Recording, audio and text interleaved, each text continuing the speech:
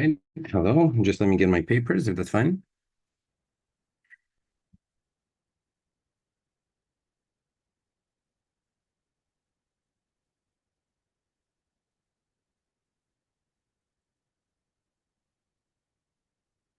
All right. Starting my speech in three, two, one. Panel, there are two main clashes here. First, the economic, and the second one is political. First, let's go with the highest impact case, and that's Bulgaria joining makes Yugoslav wars less likely to happen and less bloody if they eventually do.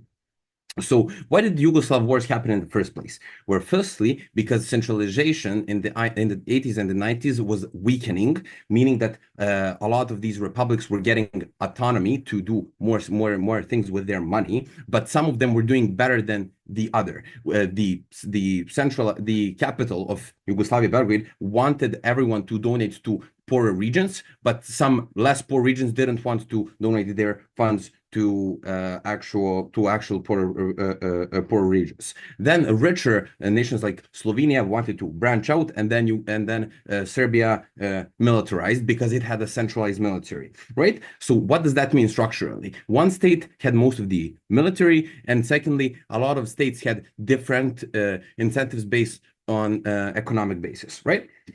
So second burden. Why is Sofia, as the capital of Bulgaria, a very good political balancing for Yugoslavia at a time? Firstly, it's a big center which has a lot of jobs and therefore a lot of people and therefore a lot of money that can go through it. But most importantly, it didn't suffer as much in the war as other nations, meaning that its own military would be comparable to the militaries of other countries, meaning that there's a balance and check of power between military centers in Yugoslavia if Bulgaria enters. Thirdly, Russian pressure will help Bulgaria be a center of Yugoslavia. Since Yugoslavia and Russia had bad relations, Russia would push for better relations with Yugoslavia through Bulgaria, essentially making Bulgaria necessarily an important player, not just Belgrade. Fourthly, if Sofia claims balance with Belgrade, it makes it easier for other people to accept it. When there's not just one but two centers, people feel less mad about there being one center, but they also feel more comfortable asking for their capital city to also become a center. So what does this actually mean? Why is it less likely? Firstly, because there's a higher incentive to balance, right? Now, when you want to lobby something, you can lobby between two military powerful countries or two military powerful centers, which means it's easier for someone to negotiate. For an example, this would be similar how the Republican and Democrats worked in the United States. But secondly,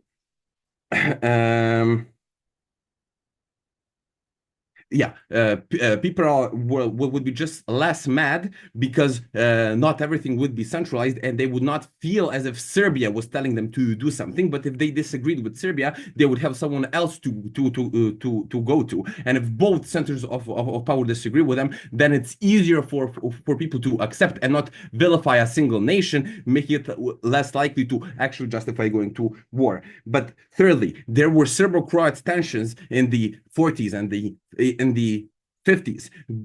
Bulgaria entering these is like a neutral force that basically didn't have any conflicts with Serbia and Croatia in like the past 30 years, which means that it's a neutral negotiating ground that would just put Yugoslavia on a better pedestal. Fourthly, it's easy to accept Bulgarians because Tito is there, and he's a dictator, which means that he can basically just flush everything in there. What does this mean? At the point at which we as opening government prove that there's a low likelihood of there actually being a war, you have to buy our case on the basis of magnitude. Whatever they talk to you about, oh, Russia is rich or whatever, doesn't work because we prove that lives are definitely being saved on our side of the house. But secondly, not just that, what happens if war actually does come? It's much easier for countries to migrate to Bulgaria, which probably wouldn't enter this conflict because it has its own independent military, meaning that a lot of people can actually vacate this and be safer on our side of the house. Now, On to my second case. Move cooperation leads to much more efficient economies, increasing the life standard of each individual. Firstly, let's talk about these communist economies. They are four-year economies, meaning every 4 years they make 4-year economic development plans, meaning they know what jobs they're going to open, what people they're going to hire, what schools people are going to go for, right? They do this because this is very safe, and because they feel they can they can safely redistribute their resources. But this becomes much easier to do when you get a large influx of money from Bulgaria entering, because every error you make is just smaller. When you have a lot of money, you have a lot of more safety net, and you're closer to being easier to impossible to fail, right? So that means that margin of error, or rather the impact of margins of error within this planning, impact the economy of the country way less. Before I continue, I will take closing. Without being able to use his cult of personality, how would have Tito maintained control over Bulgaria? Not least because prior to the agreement, Bulgaria was a Soviet satellite state. Yeah, so how Tito maintains control is he has the majority of Yugoslavia's members on his side. One, it's okay if Tito loses some negotiating power, giving it up to some Bulgarian leaders. We think that would be pretty good, because a lot of Serbs were dissatisfied with Tito being Croatia having a lot of power. Really? Secondly, yeah, no, time is up, but thank you. But secondly, Tito, yeah, I mean, that's the best response, right? So secondly, so back onto my argument as to why this is more economically efficient. Why? Secondly, trade is easier with Russia because Bulgaria has better relationships with Russia, Belarus, and all these other countries, meaning it's better to, meaning it's more stimulating to open companies in Bulgaria and Russia is more likely to trade. But thirdly, trade between Bulgaria and Yugoslavia is easier because there's no customs. You can open companies in between countries. But most importantly, you can have inter-state supply chains, making it much easier for the state to control the entire supply chain and actually have more money from the scale of this supply chain. For all those reasons, please vote opening government. I thank the PM for that fine speech. I'd like to make two reminders. The first is to speakers to not offer POIs during protected time, which is after the 6th and before the 1st minute. And the second is to go under 7 minutes and 15 seconds, and now to call upon the leader of the opposition to begin the case for opening opposition and the opposition bench of this debate. Here.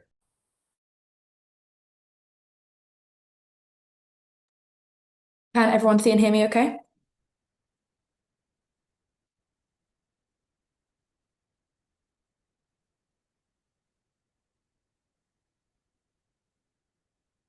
You know what the key characteristics of a mediating state are? That they aren't part of either bloc, that they have reasonable influence and alliances with either side. If you want Bulgaria to perform this role, it did it much better on the status quo.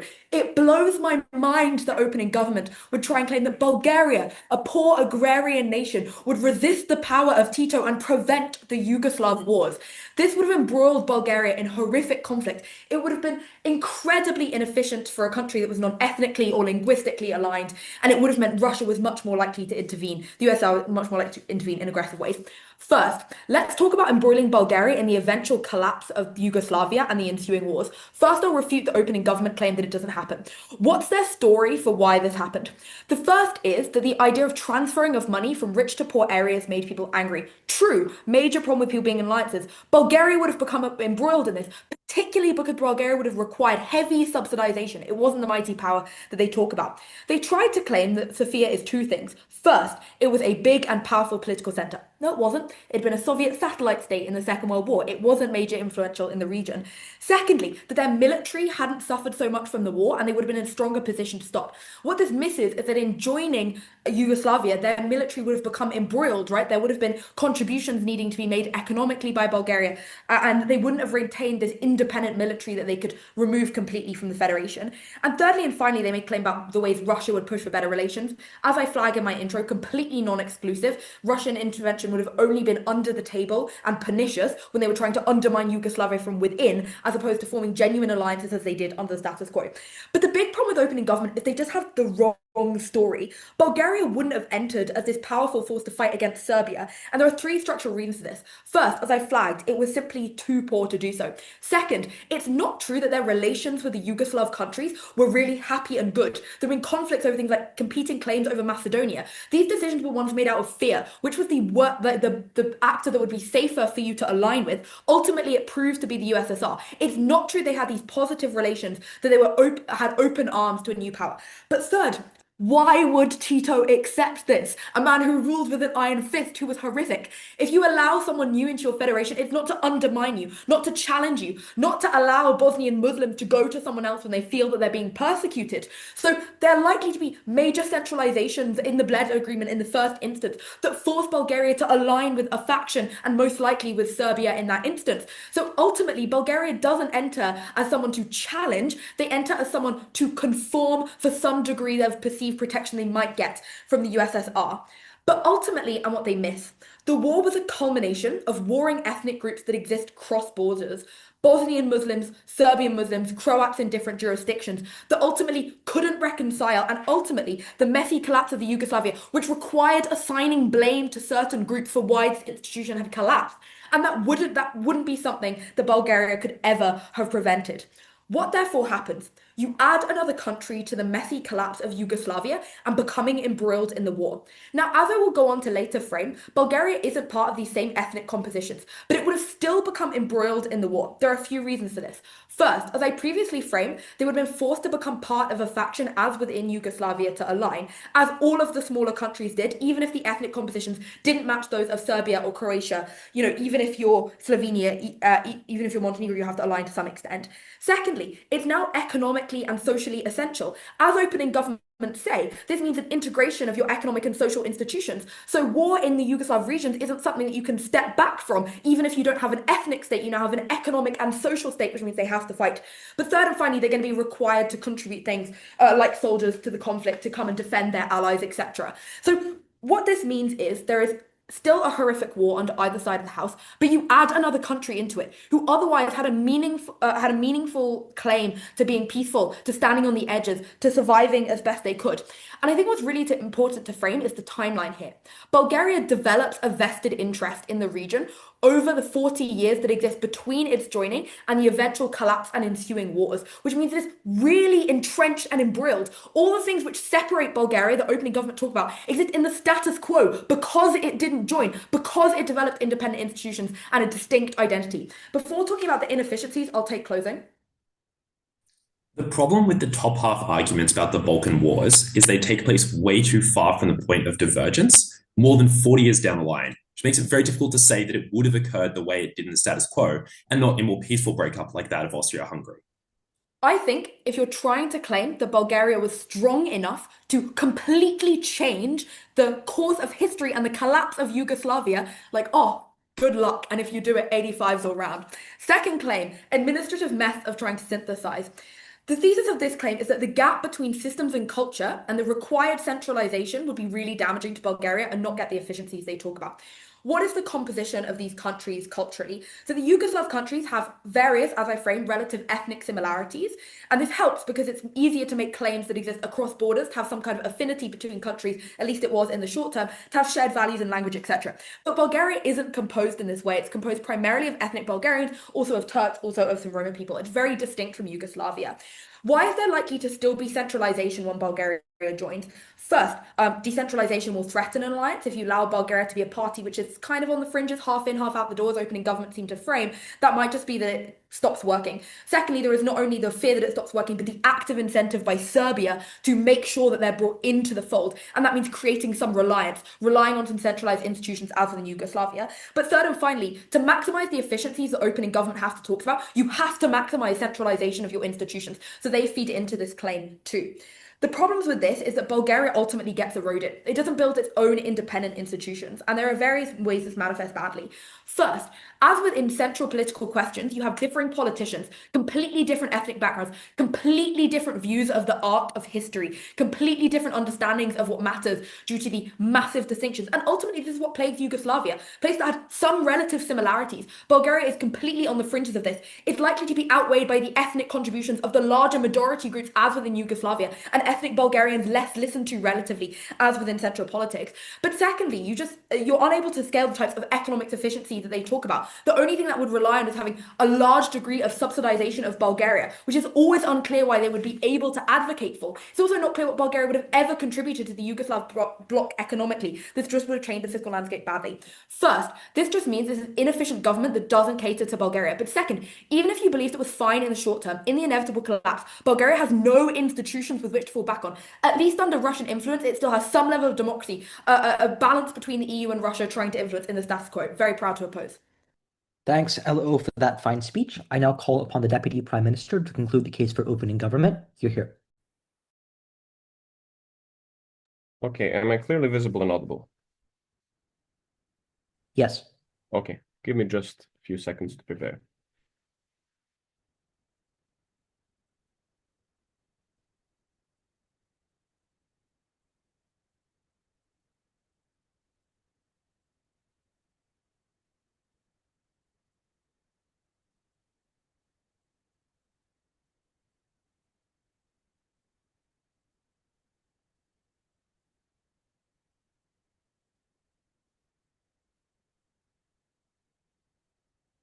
The biggest problem with opening opposition is that they're debating a debate about how Bulgaria shouldn't have accepted it. But once Bulgaria has accepted it, this is what changes the entirety of the debate. Before I go into that more deeply, let's talk a bit why this clash has to go on top half. Panel notice that the wars of the 90s took thousands of people, specifically men, and created huge problems with tensions in the Balkans. This has also resulted in problems with like Kosovo, etc., which also are influencing tensions and economic ability of these countries to prosper. This means that we are not just talking about like thousands and tens of thousands of lives. We are also talking about the economic, ability of these countries to adapt. This means that if a team is able to, with some amount of certainty, to prove that this is going to likely be further down the line, likely not to happen or to happen to a smaller scale, it is necessarily the impact that it has to win the debate. Let's go into then why this impact lands on our side of the house. They're saying, oh, Bulgaria wouldn't have accepted it. But this is crucial, panel, then, because all of their responses fail given that they have accepted it as per the motion. What do they say? Oh, they have a strong military, but it will be integrated. They say, oh, but they have competing claims with Macedonia. This is great for our side of the house, because to get into kind of entering Yugoslavia, Bulgaria is using all of these as chips for negotiation. This means that you're using the fact that you're going to be integrating your military to get more political leverage, that you're using the fact that you have to solve the Macedonian crisis for you to get more involvement and ability to influence political decisions. This means that even if this is a rural part of, how do you say, Sofia is rural or whatever, by the way, Yugoslavia is not rich as hell or whatever side opposition is trying to claim, like both Bulgaria and Yugoslavia are poor somewhat at the time. This means that even if they don't have the cash money, they have huge amounts of political leverage in terms of having this kind of an influence. But furthermore, the incentives also change. What they say is, oh, the Russia is going to push for Bulgaria to fuck you over. But yes, but once Bulgaria is part of Yugoslavia, the Russia does not have an incentive for their satellite to actively fuck itself over. So they need this kind of a push to be a competitive, kind of a positive push for whole of Yugoslavia to advance, as opposed to their side, where Bulgaria needs to fuck over Yugoslavia without really caring about it that much, or don't need to work together because it's an outsider and doesn't get problems with consequences if the economy is worse, if geopolitics are worse, etc. This basically flips all of their mitigation and basically creates a stronger mechanism for our side. But because they haven't listened that well to us, let's develop our case further. What is the reason why this has happened? It is the rhetorics and the reality of the ground that there was an imbalance in power in terms of different cities, specifically Belgrade having much more of a balance. It is also, in addition, the material conditions not being amazing, but also Croats and Serbs having huge amounts of tensions. Why is this, as opposition would claim, not strong enough in terms of maybe like money or whatever. I don't know what opposition means in terms of strong enough. We have 4 different mechanisms they don't respond to. First of all, there is Russian pressure that because Yugoslavia is still a part of the communist bloc, the Russia is going to try to pressure it using their trade routes, using their political leverage to integrate Sofia as an important agent within this kind of a balance. Second of all, because Croats and generally people have problems with Belgrade, once you lower the ability of Belgrade to have political influence, this lowers the tensions one-sided against Serbians and in general against Belgrade being the one who is ruling in power.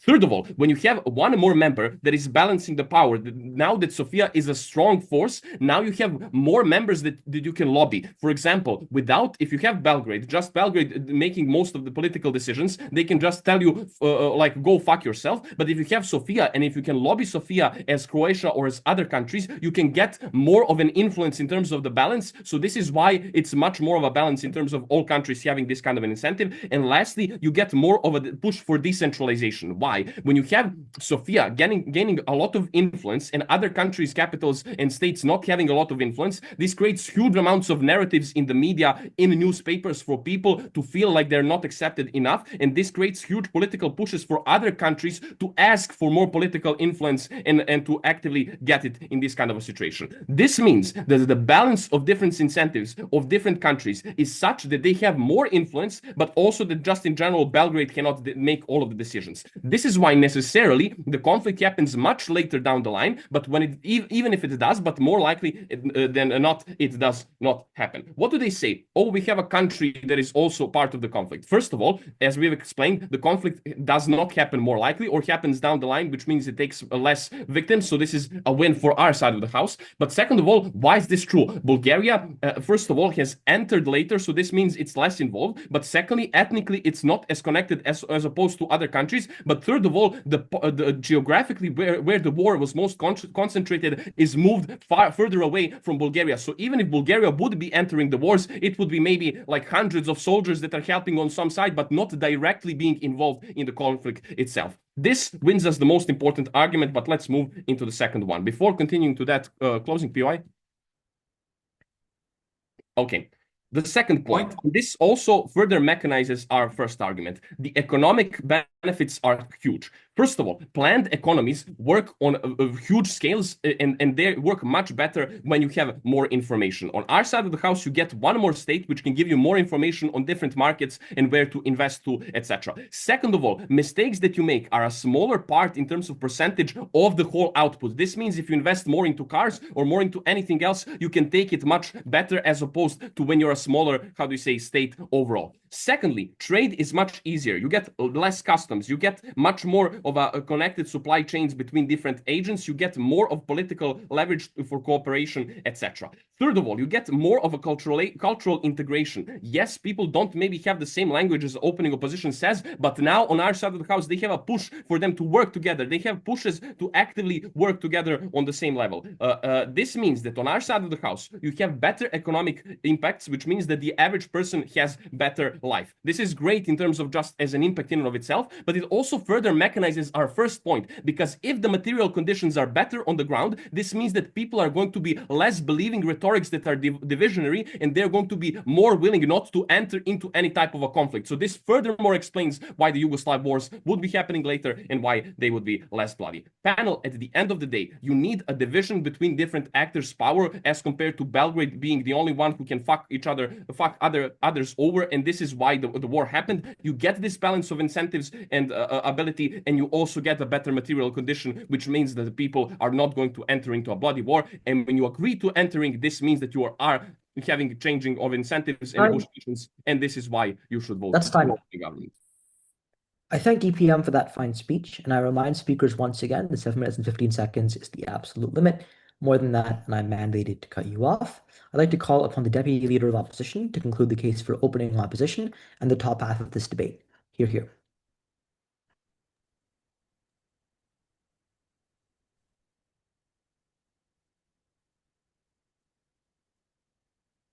Opening government has argued that in the negotiating position Bulgaria found itself in, they could leverage certain things, like, for instance, resolving the conflict over Macedonia to get a better deal. Two reasons why this is unimportant.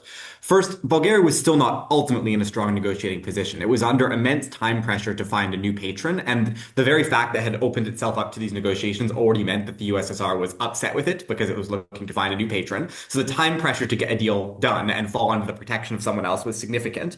Second of all, you're always weaker in a negotiation when you're the one seeking to join the larger bloc, because ultimately you're the one who has more to lose in that situation. The second and broader response is that the treaty is just words on a page, right? Like, Tito does not obey the rule of law. He doesn't believe in the power of international treaties, so on and so forth. So even if you got a good agreement at first instance, all the arguments Sophie already made about the extent of pressure to centralize, the sheer dominance of the other states, and what we know happened with Yugoslavia in terms of the eventual decentralization being a mess when it did happen, still applies. So even if you got a nominally better deal, that deal is just not worth very much given the way that politics would likely transpire.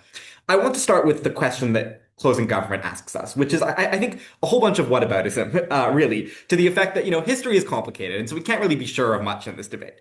I think there are two things CG could be trying to do here. One, they could be trying to wash everything out and say everything's really uncertain and then try to win on one tiny unimportant thing, which I would encourage them not to do. But the second thing they could be trying to do is to really try to prove this, somewhat interesting argument to the effect of you would have gotten more of an Austria-Hungary situation. You would have had a peaceful federation. And, Sophie's implicitly given some reasons why this is not likely, but I want to go through some more right now. The first is the role of the USSR. The USSR, obviously, is not interested in setting a norm that its satellite states should join other factions, because for the Soviet Union to function, which has, all of the USSR had tons of different ethnic groups, throughout Asia that were, fundamentally quite, much closer to being Asian, in Kazakhstan and Uzbekistan. And it obviously would not have wanted to set a norm that its satellite states can join other groups. So what would the USSR have done if it sensed its weakening of its position on Bulgaria? The first thing is it would use immense tactics of pressure and economic sanctions. And by the way, we know this happened empirically. The USSR did this to Hungary in 1952 and Czechoslovakia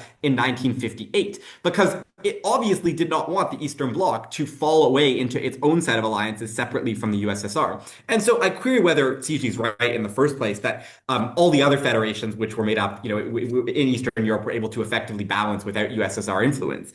But the second thing under this is just that even if you think history occurred in a somewhat more relaxed way, and institutions for a while balanced effectively because Bulgaria sent in some money and it voted with Croatia sometimes and with Serbia sometimes, does that overcome the hundreds of years of ethnic difference, the very nature of religious and cultural difference, and the fact that Bulgarians are not Croatian or Serbian, and so their, views or position on what's going on as between them is just ultimately not very important in the way that ethnic tension was fermented. And moreover, is Tito stable, right? That's a big burden for CG, because insofar as Tito's rule under an iron fist was always controlled by narratives glorifying the great leader, he would have eventually fell, and there would have been a power vacuum where Croats and Serbs would have fought over who won that power vacuum. So I think at best what closing government could prove under this is you could have delayed the inevitable. But a last thing is just their weighing is we can't be sure what happens in history. And you can think of a plausible reason why this we can't be sure what happens actually leads to the Yugoslav wars happening earlier, which is the effect of they're all now spending more money subsidizing Bulgaria. You have more chaos as within the bloc because there are even more factions, and the rewards are bigger to winning more territory and conflict because you have an overall larger state. And also other states within the bloc start getting ideas because they're mad about money being funneled to Bulgaria, and they want money if you're Montenegro or Macedonia. And this provokes more decentralization, which brings the war sooner. The point is, it's going to be very difficult, as against that set of speculative reasons, to prove consistently as either opening gov or closing gov that it would run the other way. So how does our case then, fit into the round? There are two important things remaining from opening government. One is to the effect of we would have built reasonably good institutions, and Sofia could have acted as this sort of balance. On the diplomacy, I think this claim is already beaten by the fact that to be a neutral state, full of, spies and diplomats and so on, that could have been a run through for tensions between the USSR and Yugoslavia. We had that in the status quo, and it probably, if that is a benefit, we already had it. In terms of economics, the reason they give for why you have to be part of a bloc is the removal of customs barriers. It's not clear to me why this is exclusive either. Insofar as much of the trade from Bulgaria was agricultural goods, and so customs barriers are not ultimately the most meaningful function of whether you can sell your goods at the market. But second of all, if this were a useful thing, it's the kind of thing that could be pursued via side deals and negotiations without requiring actual joining. So it's just not ultimately very important. Moreover, because Bulgaria was just a poor agrarian economy. It doesn't have that much to offer economically. You could have marginally cheaper agricultural goods or so on. You could have had some Yugoslav companies operating in the country, but that would have also exposed Bulgaria to all the political risks of conflict between those states, right? When the Yugoslav war went on, it would have been a synthetic history where all the companies operating would be, chaos. They want to turn their factories into ammunition factories to fight each other or so on, and they would have wanted to use their political control to bring Bulgarian soldiers into the conflict. Before I go on, yes, to closing gov. Opening gov? Okay, yeah, you still don't respond to our reasons why this would work well, but also the negotiation in the status quo historically didn't occur. This means that Bulgaria didn't accept it. So this is why, if it happens, Bulgaria did choose to accept it and did have the upper hand in the negotiations. I'm not clear why this understanding of the way the motion works matters, right? Like, yes, the motion accepts that in this synthetic version of history, Bulgaria would have accepted it, but it doesn't disappear the fact that the USSR would be upset about it, right? Like, that's not how counterfactual reasoning works in a debate. So yes, Bulgaria accepts the deal, but that doesn't mean it got a good deal, right? It just accepts the deal that was likely on the table. You don't get to say, well, you get to do retrocausal reasoning and say, well, if Bulgaria was going to accept this, then it must have been a good deal because we live in the version of the history where the deal happened. So I'm not really sure what that contributes to the analysis there. The reasons that OG supplies for why this is done well have already been responded to at the beginning. So the second part is not particularly relevant. What's the endpoint of this case? This would have been a very chaotic country. You would have been juggling many different languages, political systems, etc. And most critically, at the end, when Yugoslavia inevitably does fall apart, which I think both sides accept, the Bulgarian political and economic elite would have been significantly suppressed. It wouldn't have had the pretext to then go on and be a country which today, yes, is the most corrupt country or second most corrupt country in the EU, but is nonetheless currently, we know in the status quo that we're defending, a democratic state that's part of the EU. You can't guarantee any of those things in the long run. You can't guarantee what political system you would have gotten for Bulgaria instead, because Bulgaria's creation of an elite and creation of politics would have been significantly suppressed to Croatia and Serbia. Often it would have just been dependent on transfers and on the things happening in Belgrade essentially to determine its own political future. Obviously, we are defending a deeply imperfect status quo for Bulgaria, but why take a risk on things that we've proven are quite significantly likely to be worse? Very proud to oppose. Thanks, DLO, for that fine speech. I now call upon the member of government to begin the closing government case and the closing half of this debate. Hear, hear.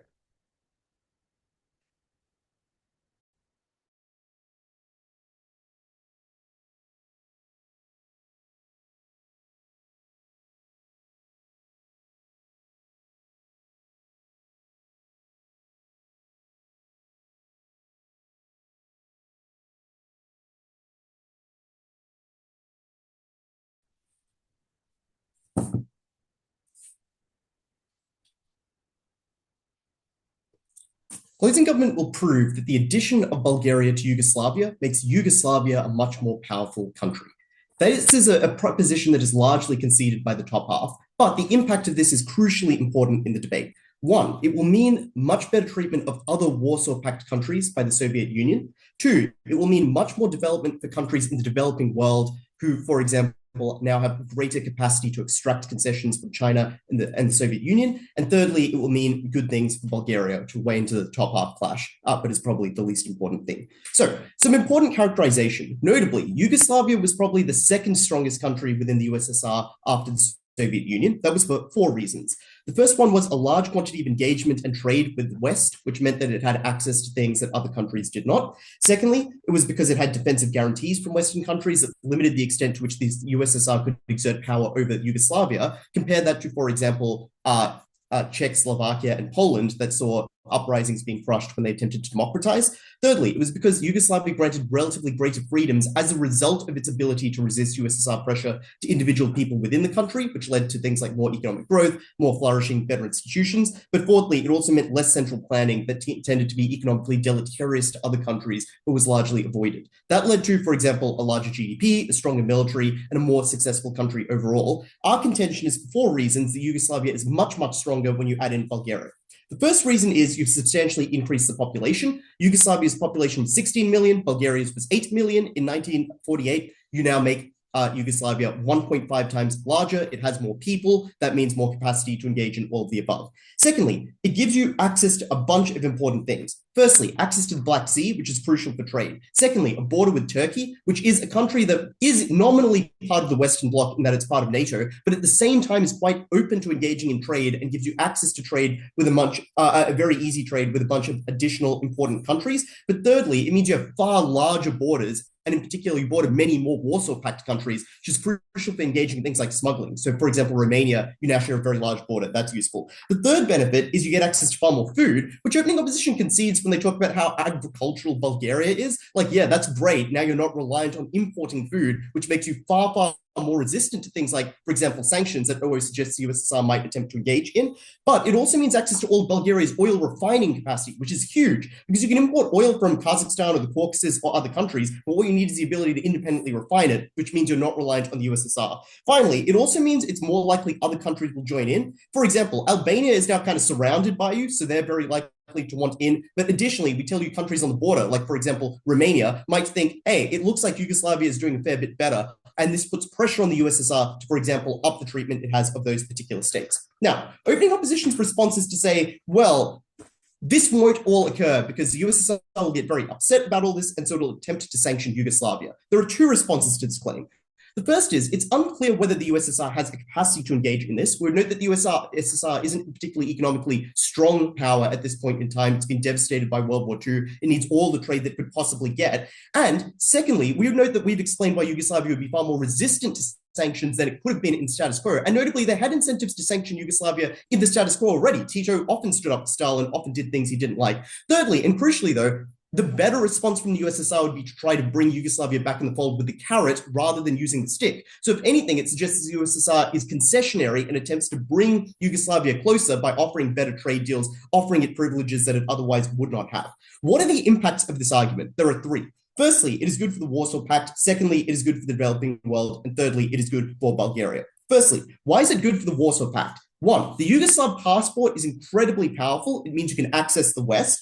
And, for example, Western content was broadcast into Yugoslavia. Now that you are much larger and you share much more borders with other Warsaw Pact countries, that means that the Soviet Union cannot contain control to information and goods in the way that it otherwise can. So, for example, you'll get huge quantities of smuggled Western goods into the USSR. You'll get far more Western media into the USSR. And that means, for example, that the Soviet Union will have trouble enforcing its will on those countries in a way that was often very contrary to the interests of the people there, which is why they constantly had to put down rebellions in countries within the Warsaw Pact. Now, for example, they have more access to goods, they have more access to information, and they have access to a stronger Yugoslavia as a countervailing force. And notably, this plays out in a three-way system because China has also started to separate from the USSR, particularly after the Sino-Soviet split. So now there are multiple communist parties within the communist bloc that are relatively powerful, that have different things to offer, and smart countries will play them off against each other. For example, like Mongolia played Russia against China to get concessions. For example, Albania aligned itself with China against USSR. You now have an additional power in play in that particular scheme, which makes things far more effective. But secondly, it also just means more pressure on the USSR to keep these countries, in line. And that's far more likely to look like offering them stuff rather than, for example, the jackboot of Soviet troops walking into your capital cities. Secondly, though, this is good for the developing world. Before I explain that, though, I'll take closing if you have a POI. Opening. You can count more people and more crops, but upstream of all of this is the politics. It's how it's managed. We prove factionalism, conflict, and inefficiencies which prevent you from capitalizing on any of this.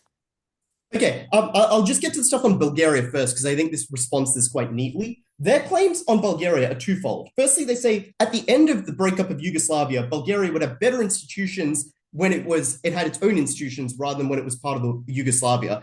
Just fact check this. Are the countries that came out of Yugoslavia ones with worse institutions than Bulgaria at the moment? I would say Croatia, for example, seems like it's doing a hell of a lot better than Bulgaria is. But even Serbia isn't doing noticeably worse than Bulgaria. Like, I just don't know what the basis for this claim is. But secondly, they say you'll get enmeshed in all this mismanagement. Like, no, because in our world, you're part of Yugoslavia, which, yeah, we'll centralize to some extent. We're happy to concede that, but notably gave more individual freedoms to people and had less central planning. On their side, you're directly micromanaged by the USSR, which is terrible at economic management, which gives you no freedom, which which builds extractive institutions that literally take all your shit. Like the USSR was the donut empire. There was nothing in the center and everything was pulled out from all of the vassal states. Like this is terrible.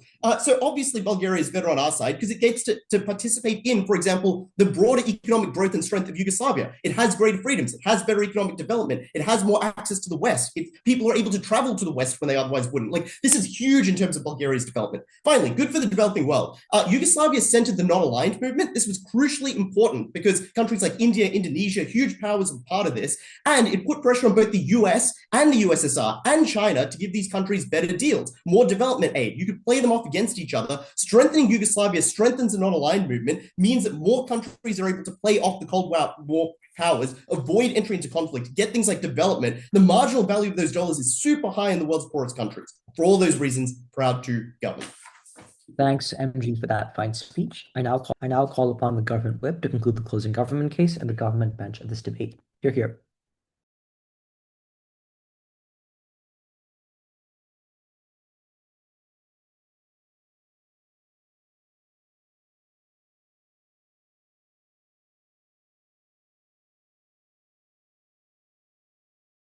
Alrighty, how's the audio?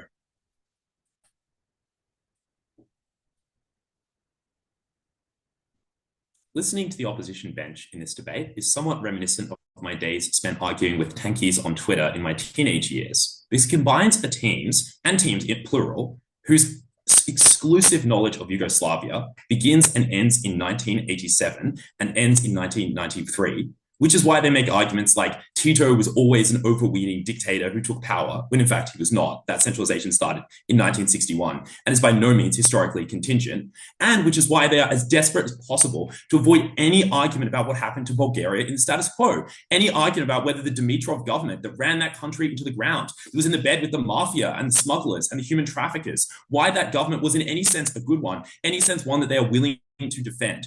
Absolutely no explanation of the comparatives provided by these teams. That is devastating for their case. I will first talk about their claims on Bulgaria, then I will talk about the Balkan Wars, by far the silliest part of the debate, then I will talk about everywhere else. First, on Bulgaria, there are two claims made by opposition bench I want to deal with. First claim is that of opening opposition, who say Bulgaria is too different to work functionally inside Yugoslavia. We will make three responses. The first is that this argument is almost entirely uncomparative. The only comparative analysis provided in any of those, like read your notes, like the only time they're comparative is Sophie says, well, it ended up fine because Bulgaria now is fine. But as Uday points out, the post-Yugoslav countries ended up even better. So it's unclear that this is really a benefit. And in every other sense, I think all of their impacts are uncomparative. They say there's no independent system, but the USSR was in fact worse because you had an unaccountable bureaucracy in Dimitrov and you had another unaccountable bureaucracy in the USSR army who played a significant part of that country. The combination of two unaccountable bureaucracies is worse than just one that is run through Tito. It's far harder for independent civil organizations to lobby them. It's far harder for you to work against them or work with them because there are just too many organizations in your country. Secondly, they say there is no subsidy of Bulgaria. Sorry, what subsidy did the USSR provide to the satellite Jack, states? pause. At 150. Sorry, your audio is like getting super like muffled and like kind of like speaker breaking. So can you test your audio again just very quickly? I paused you at 151. Yeah. Yeah, this is much better. Okay, splendid. I think it was paper was too close. Sorry about that. I'm just so aggravated. The louder you are, the worse it gets.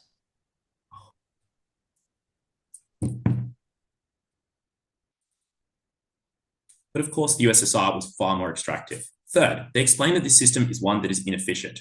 But of course, the Soviet system was far less efficient. It was one that had far less accountability because the center of political power was displaced from Belgrade to Moscow, a country far further away, a city that is far harder to lobby, that is famously difficult to understand. Finally, they say there's factionalism. But the difference with the factionalism that have occurred in this debate is the factionalism they talk about is a factionalism of a faction with armies against a faction with no armies. Whereas the factionalism that occurred in the Soviet Union was in fact one of domestic militaries, like the military of Czechoslovakia in the Prague Spring in '68, against the Soviet military. So that factionalism is far more violent. That's why the repression of Bulgarians during the 1970s opening up period was far worse, because you're pitting groups against each other that had guns. Second problem with this argument, the mechanisms they advance to explain why Bulgaria would not work do not prove the result.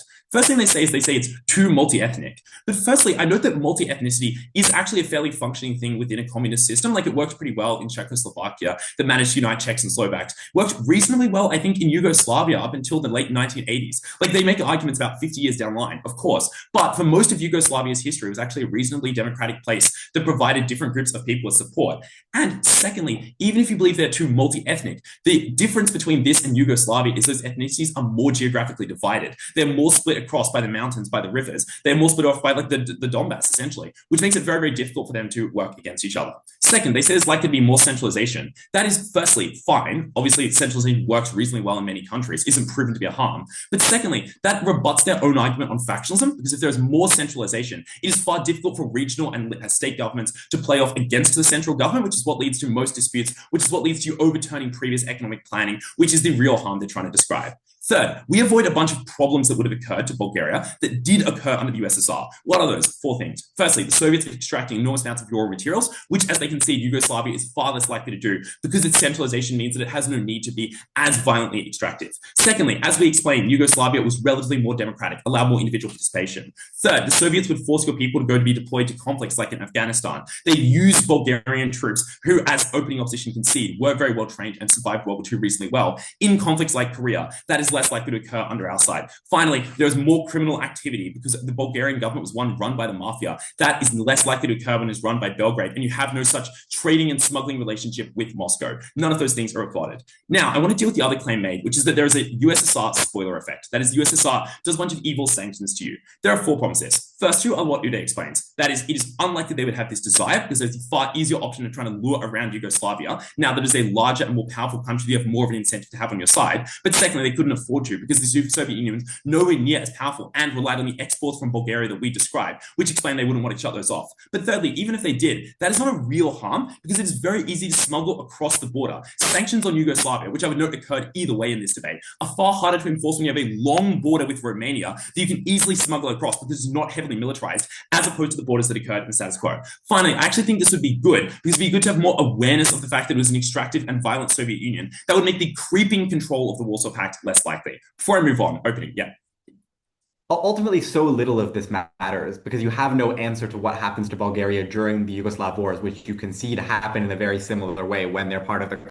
Oh, Chief, I've got some answers. Let's deal with 3 of those answers. The first thing is it is unlikely to have been substantially involved. And these guys say, oh, all the Balkan countries got fought in this big war. No, they didn't. Slovenia didn't. They just left. Why is it more likely to have been Slovenia than Croatia? Firstly, there is no ethnic hatred of the form described as necessary for Serbia and Croatia to spend all their time fucking with each other. Second, there's enormous mountains between Bulgaria and the rest of the country, which makes it quite hard to move giant genocidal armies into the region. It's so hard to do that when you try to cross a mountain. Thirdly, there's no fly zone set up by Turkey across most of Bulgaria, which could easily have been expanded to protect them against the wars. Fourthly, you can just reasonably make it it's a reasonably distinct country, right? It's pretty easy to split off Bulgaria. Second response to this, it is not that bad if you're part of the war. I, in fact, think it is better. Firstly, it would increase the risk of engaging. If there are more countries in a war, it is worse to fight that war. Because if, let's say, Serbia attacks Croatia, it leaves itself exposed to a Bulgarian attack. So you're, in fact, less likely to have Serbia committing all of its forces against Croatia. Second, it would be more in the interest of the US to intervene against them. And I want to respond here to the claim of closing government, just oh, they were really soy after Rwanda and Iraq. No, they did intervene factually in the status quo. Their incentive to do so only increases when the country is more important. Thirdly, they proved that the incentives to invade are maximized, right? The incentive to Silovich to be evil is maximized, so it's unlikely to occur. Finally, I want to deal with some chronological weighing, which I know we POI, and they get we'll get their knickers in a twist about this one. But just because this debate takes place in 1947, arguments about 1997 are just so far down the line that the level of certainty you should ascribe to them is relatively low. For instance, Karadzic, the worst genocidal, was someone who was born to a Bulgarian dad. So presumably, his whole life would have been different. He would have been an evil Bulgarian dictator if this had not occurred. The amount of certainty you should apply this is far lower than what Uday explains, which is a very simple argument that I do not spend much time on because it sees literally no response. It would have been a strong state. The assertions made at 00 that this is a poor country should be rejected. It was one that had people, one that had borders, one that had resources, and all of those would have been very, very useful to a Yugoslavia that could now be a genuine and meaningful counterbalance to the rest of the bloc. Very, very proud to oppose. Thanks, Whip, for that fine speech. Less so for destroying my speakers. And I now like to call upon the opposition whip to conclude the closing opposition case, the op bench, and the debate as a whole. No general feedback. I'll jump straight into the call. The first goes to the team in closing government. The second goes to the team in opening opposition. This is the closest clash in the round. The third goes to the team in opening government, and the fourth goes to the team in closing opposition. Again, this is quite tight. Opening government forwards two broad lines of argumentation. Their first claim is an argument that the Yugoslav wars are substantially less likely to happen at the point at which Bulgaria is a part of Yugoslavia. Their explanation here is that Bulgaria is a good counterbalance between the respective states and between the centers of power being Belgrade and the capital of Croatia, Zagreb, which I'm currently blanking on, which seems awkward given that it's the name of the tournament. Their explanation here is that Bulgaria has a lot of jobs and money that can go through it. They didn't suffer that much in World War II relative to other militaries, and so they can act as a check and balance. And Russia will likely pressure Bulgaria, a former satellite state, for better relations between Yugoslavia and Bulgaria. The second contribution that opening government has, and this is a contribution largely in DPM, is an explanation as to why this is going to benefit Bulgaria's economy, Yugoslavia's economy in the long run, because planned economies work on large scales and you are more efficient when you have access to more information, because you can just plan across a larger range of sectors, and because you now get rid of trade barriers between Yugoslavia and between Bulgaria. There's also some exogenous matter in PM to explain why at the point at which the war does happen, and Bulgaria having an independent military means that they can pick a particular side, but it's unclear why this makes the war better, as I'll later go on to what opening opposition forwards. Arjun, sorry. Yeah? Can just one of the panelists submit a ballot, please? Yes. Good. I can Cool. do that. Okay, thank you. Yeah.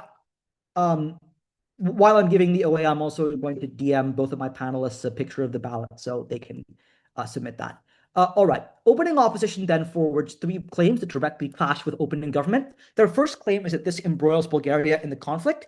And here, opening opposition first has a set of reasons to explain why the conflict will likely happen symmetrically. They say first, there are ethnic tensions that have brewed for a significant amount of time. They say second, Bulgaria is going to be forced to become the nation, and it's going to become part of the nation. It's going to be economically essential, and thus it's going to be required to contribute soldiers to defend their allied states. They say then that, Tito will only accept Bulgaria into the Union if Bulgaria concedes some level of political leverage and makes some concessions to Tito. And as a result, this is worse for Bulgaria. And the end implication of this argument is just that this means that Bulgaria is embroiled in the war, and that is bad. First, because it increases the scale of the war, and second, because it obviously impacts Bulgarian soldiers who now have to engage in the war, which is bad for the Bulgarian soldiers who die in the conflict. The second claim opening opposition forward is a claim on administrative malaise. Their claim is that Yugoslavia and Bulgaria have different economic needs, and as a result, Yugoslavia and Bulgaria being part of the same centralized government is bad for the Bulgarian economy because Tito is going to have a dominant amount of political and economic leverage in the combined and centralized state, and has an incentive to do things that is, essentially that is essentially good for the general Yugoslavian economy, even if it is not good for the independent Bulgarian economy as it currently stands. And then there's additionally a claim in DPM to explain why essentially opening government does not, to explain essentially why Bulgaria does not have leverage that functions as responsive matter towards opening government. How then does top half interact? There are essentially two substantive clashes on top half. The first is whether the war happens and what happens when the war happens. And the second is a clash on the economy and on the management of the state. On the first clash, whether the war happens, opening opposition is able to sufficiently persuade the panel that the war does happen symmetrically because the ethnic tensions are quite significant and are quite large and will eventually culminate in some type of war happening between the Yugoslavian states that exist. And they're able to explain why the intensity of the war gets higher at the point at which you have more soldiers involved in the conflict and another nation involved in the conflict. DPM's responsive matter to this is essentially that Bulgaria essentially has access to a very strong military, and essentially will just agree not to enter into the conflict. But this is preempted by leader of opposition, who explains why Bulgaria will likely be heavily economically and politically pressured to contribute some allies to one part of the particular conflict, which means the conflict does happen symmetrically, and the intensity of the conflict does increase on opening opposition relative to opening government. Secondarily, on the economy, opening government contends that there are potential economic benefits to having a planned economy.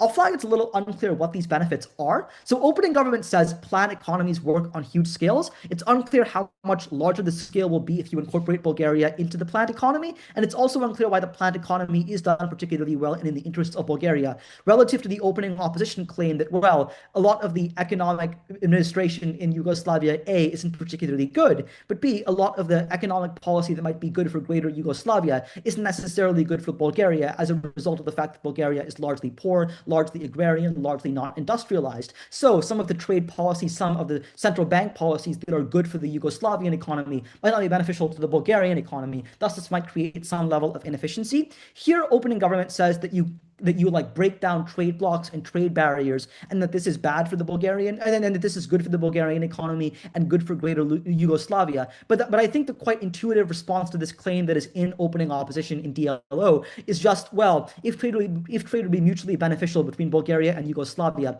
it's unclear why Bulgaria and Yugoslavia can't separately agree to a trade agreement that has, a deal on agricultural and some kind of free trade between this. So it's not clear why that benefit is unique and exclusive to opening government.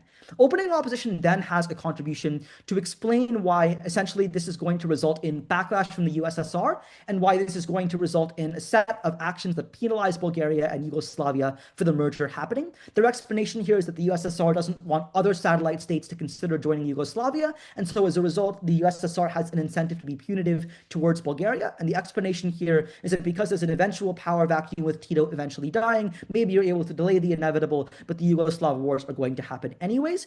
What this set of argumentation is able to explain is that the USSR is going to take some level of punitive action towards Bulgaria. It's unclear what the scale of this argumentation is, i.e. it's unclear what capacity the USSR actually has to inflict that kind of economic damage on the Bulgarian and Yugoslavian state, but it's broadly possible that they have some incentive to be punitive. So I don't buy this argument at full, as the USSR is going to launch massive sanctions towards Bulgaria, but I do buy some excise impact that this is going to result in some level of economic and political harm towards the combined Bulgarian Yugoslavia state. I'll call it like Bulgarislavia or whatever. And as a result, this is presumably bad for the Bulgarian economy. So essentially, at the end of top half, opening government has a clear win on the war clash to explain why the intensity of the war gets greater, and quite a clear win on the economy clash to explain why this essentially results in an administrative mess and a degree of internal chaos that the process of the merger is going to be particularly bad.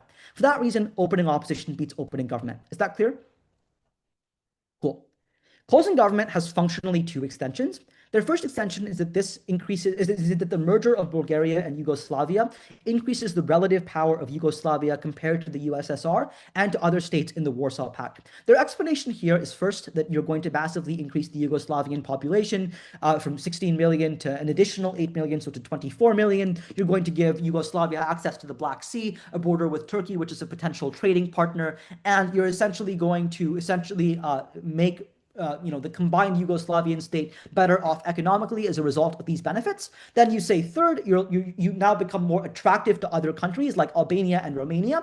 Critically, the explanation in member of government is, even if you can't persuade these countries to join you, you now give the USSR an incentive to provide a carrot instead of a stick towards these countries as opposed to treating them negatively, i.e. you offer some level of competition to the USSR. And the way that this is mechanized is quite smart. Closing government explains that the USSR doesn't have the capacity to essentially bully all of the satellite states at once. First, because the USSR has limited military capacity after 1945, but secondarily, because the USSR also has limited economic capacity after 1945, i.e. the war takes up a large portion of the economy, which is really bad for the USSR, which is, essentially means that they cannot be as punitive as opening opposition suggests. Their explanation then is that this means the USSR makes a series of economic concessions that results in the overarching economy of Yugoslavia becoming better and results in a set of economic benefits. Their claim here is first that this might result in the USSR giving individuals more individualized freedom and a reduction in the centralization of power. Second, that you get less direct micromanagement from the USSR and less extractive institutions that pull resources away from the USSR and pull resources away from the satellite states and reallocate them towards the USSR. And the third explanation here that I think is also quite persuasive is just an explanation on why this results in there being a level of increase in the capacity that Yugoslavia has to negotiate leverage and horse trade deals with the USSR, such that it means the USSR has to give Yugoslavia more favorable conditions. This first extension on its own is not independently insufficient to beat opening opposition. It is independently enough to show a demonstrable margin on the relative power of Yugoslavia and the benefit to the Warsaw Pact economies, but absent direct weighing against opening opposition's standing matter on the war and standing matter on economic and institutional malaise, this extension on its own is not sufficient to beat opening opposition. What is sufficient to beat opening opposition is this extension in combination with the responses we get in government whip.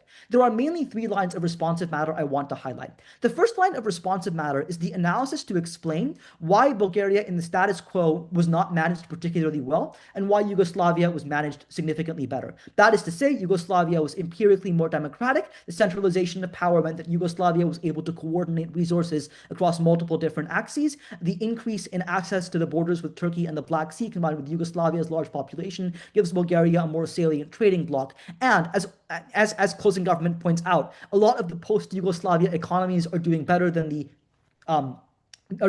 Bulgarian economy is doing right now as a result of the fact that institutions were well managed. At very least, this is able to cast doubt on the opening opposition claim that Bulgarian institutions are as well managed as they characterize, and that a combined set of Yugoslavian institutions would be less well managed. I do still buy that opening opposition has a standing margin on the process of the integration being somewhat chaotic, i.e. the USSR might want to sanction Bulgaria at the point at which Bulgaria is trying to join Yugoslavia, or might want to cause some internal degree of chaos, but it's unclear what margin the USSR has to be able to do this, and it only operates in the interim time frame where the USSR, or when Bulgaria is joining the Yugoslavian Pact, not once Bulgaria has joined the Yugoslavian Pact, because the increase in the margin of power that the combined Yugoslavian state has via member of government explains why the USSR doesn't have the capacity to retaliate in the ways that opening opposition characterizes. The second thing to point out that closing government does is they have a set of quite persuasive reasons why first Bulgaria might not be involved in the war to begin with, and secondarily why this might not necessarily be a bad thing. First, closing government just points out that it is not the case that every single Yugoslavian country was heavily involved in the Yugoslavian war, with the example of Slovenia. But second, and I also think quite intuitively, they do just point out that there are significant geographic barriers between Bulgaria and the other Yugoslavian states, i.e. Bulgaria is here, the other Yugoslavian states are there. As a result of the distance, it's very hard for the Yugoslavian states to be able to leverage and pressure Bulgaria to be able to operate within the conflict. Now, to be fair, opening opposition does have some preemptive matter here. Their explanation is essentially Bulgaria will feel pressured to contribute to one actor or to one ally or the other in exchange for receiving things like economic subsidies. And the explanation in OO is that Bulgaria will be reliant on these subsidies because Bulgaria is quite poor. But closing government has a set of reasons to explain why Bulgaria has a set of quite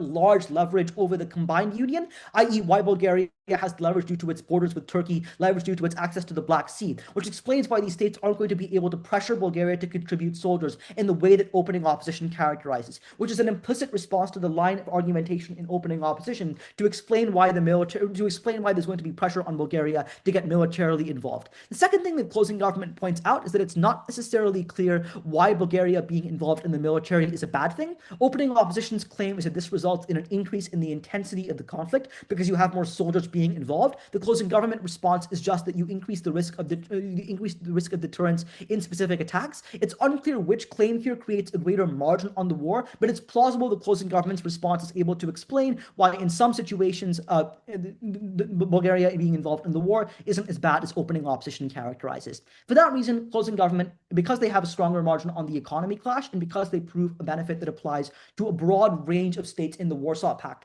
as well as heavily mitigating the opening opposition pushes on conflict and on the economy, is able to beat opening opposition. Is that comparison clear?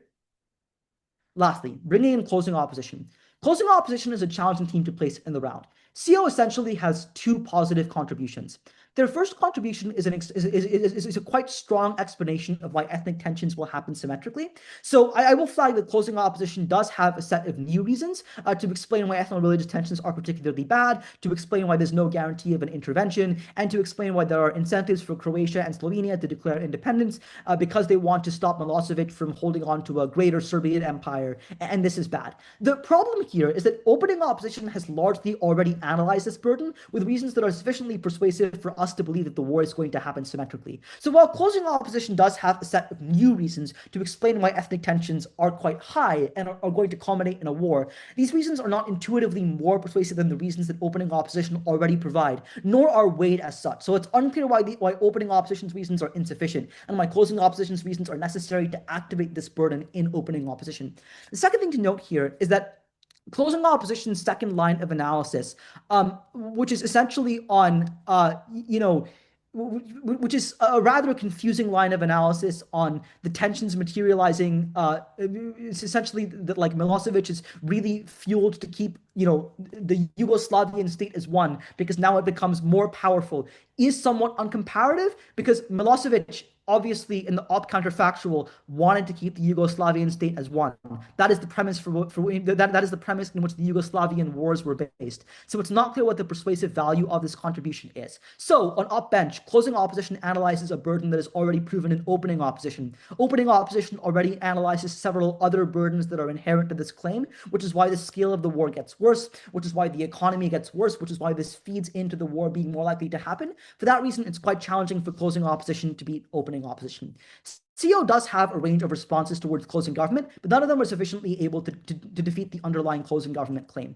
The first response that closing government has in WIP is a claim on how when Bulgaria joins Yugoslavia, the US is going to embroil itself more in the Cold War, and it's not going to give Yugoslavia the same kind of trade deals and freedom. But this doesn't make sense. Obviously, if Bulgaria is joining Yugoslavia and not joining and leaving the satellite bloc of the USSR, this would seem to imply that the bloc that is aligned more with the United States on the comparative is gaining more influence and more power. So it's unclear why the United States would backlash against this decision happening.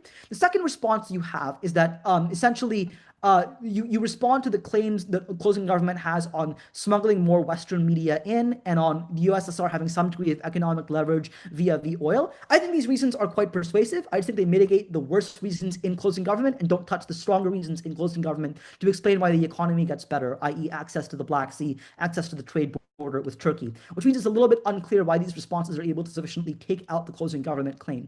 Lastly, on long diagonal. So opening government does still have a standing margin in DPM to explain why the Bulgarian economy is going to benefit as a result of this merger and why the Yugoslavian economy is also going to benefit. The reasons are that planned economies work better when you have more scale, that you have some level of access to trade because you have less customs barriers and you have more integration, and that you can push for these countries to work together. While opening opposition does have a set of responses towards this argument, closing opposition does not have a set of independent responses towards these arguments. So on long diagonal, this argument is largely standing. At best, if we credit the closing opposition extension matter to explain why ethnic tensions are symmetric, this proves at best that the war happens symmetrically on long diagonal. So it isn't a positive substantive claim for closing opposition, whereas opening government does have a positive substantive claim on economic growth that explains why in the interim period from the 1940s to the 1990s, you do still have a greater amount of economic growth in Bulgaria. And so as a result, opening government has a larger impact in the round relative to closing opposition. For that reason, opening government narrowly beats closing opposition. Hope that call was clear. Please feel free to reach out to me for feedback either here or in texts on Facebook or on IG.